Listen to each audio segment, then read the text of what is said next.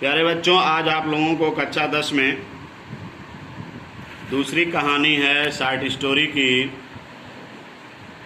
The judgement seat of Vikramaditya. Supplementary की दूसरी कहानी है the judgement seat of Vikramaditya, written by sister Nivedita.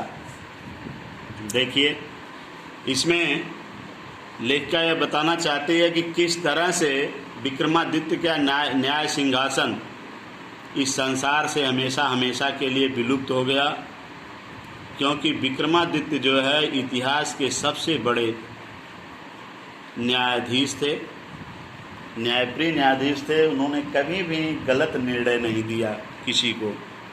और उस सिंहासन की कहानी आपको बता रहा है कि किस तरह एक गडेरिए का लड़का, चरवाहे का लड़का उस पर बैठता था और उसको ज्ञान हो जाता था जो है निर्णय करने का, और सही सही निर्णय करता था विक्रमादित्य की तरह से। देखिए, we are all familiar with the name of Vikramaditya. हम सभी विक्रमादित्य के नामों से परिचित हैं।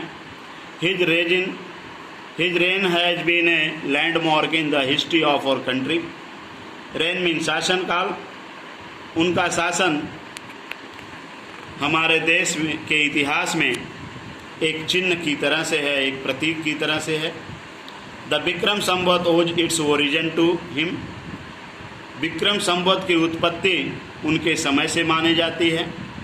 Aldous his name is so famous, यद्यप उनका नाम इतना प्रसिद्ध है, इट इज स्ट्रेंज, लेकिन यह अनोखी बात है, बड़े अचरज की बात है, that we hardly know anything definite about his life, कि हम मुश्किल से ही उनके जीवन के विषय में कोई निश्चय चीज़ जानते हैं। There is one thing certain about him. उनके विषय में एक चीज़ निश्चित है, however he loved justice and learning, कि वह शिक्षा और न्याय को पसंद करते थे।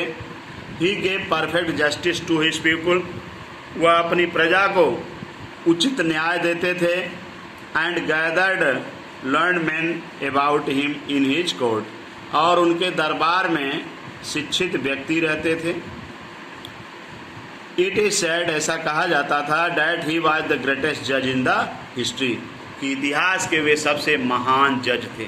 ऐसा कहा जाता है कि इतिहास के वे सबसे महान जज थे। Vikramaditya was never deceived. Vikramaditya को कभी धोखा नहीं मिला। Nor did he ever punish the wrong man.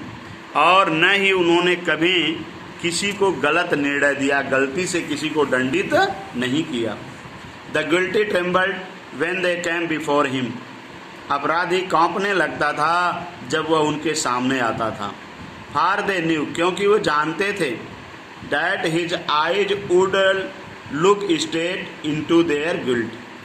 अपराधी उनके सामने आते ही कांपने लगते थे, क्योंकि वे जानते थे कि उनकी आंखें सीधे उसके अपराध को देख रही हैं। And those who came to him, और वे व्यक्ति जो उनके पास आ जाते थे विथ डिफ़िकल्ट प्रॉब्लम, कठोर समस्याओं के साथ, वे आर ऑलवेज सेटिस्फाइड, वे हमेशा संतुष्ट हो जाते थे। By the way of solved them, जिस तरह से वे उसको हल करते थे उससे वे खुश हो जाते थे, सहमत हो जाते, संतुष्ट हो जाते थे। एंड सो, और इसलिए in India after him, Bharat में उनके बाद, वेन एवर एनी जज, जब भी कोई न्यायाधीश प्रोनाउंस हिज जजमेंट, अपने न्याय की घोषणा करता था, विथ ग्रेट स्किल, महान चतुराई के साथ, बुद्धिमानी के साथ, इट वाज सेड, तो ऐसा कहा जाता था, आप ही उसके विषय में ऐसा कहा जाता था, अरे he must have sat on the judgement seat of Vikramaditya. इसे तो विक्रमादित्य के न्याय सिंहासन पर बैठना चाहिए था। जब कोई भी न्यायाधीश उनके बाद इतनी चतुराई से निर्णय सुनाता था तो ये कहा जाता था कि अरे ये तो विक्रमादित्य के न्याय सिंहासन पर बैठा हुआ है। Has anyone ever seen the judgement seat of Vikramaditya? क्या किसी ने कभी विक्रमादित्य के न्याय सिंहासन को देखा है? परहैप्स नॉट, शायद नहीं। Because the seat was not exist anymore, क्योंकि न्याय सिंहासन अधिक दिनों तक नहीं था। I am going to tell you how it disappeared. मैं आपको ये बताने जा रहा हूँ कि ये कैसे विलुप्त हो गया।